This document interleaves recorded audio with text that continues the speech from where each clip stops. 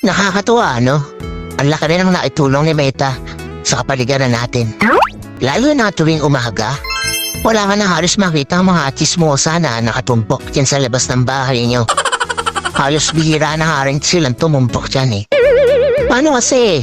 Mas gugustuhin pa nila na mag-isip ng content para sa reels nila maghapon.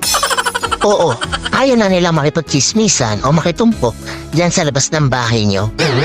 Actually, yung atensyon nila imbis na makipagchismisan, napunta na lang talaga sa pagre-reels.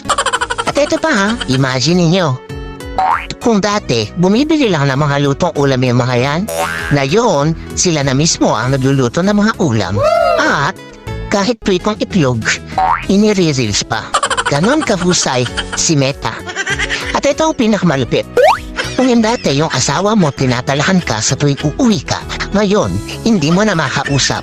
Kasi busy na sa pagla-live o hindi kaya busy sa panonood ng live. At ang mas matindi, hanggang madaling araw, nakikipag-engage na lang siya dahil wala na siyang pakialam sa iyo.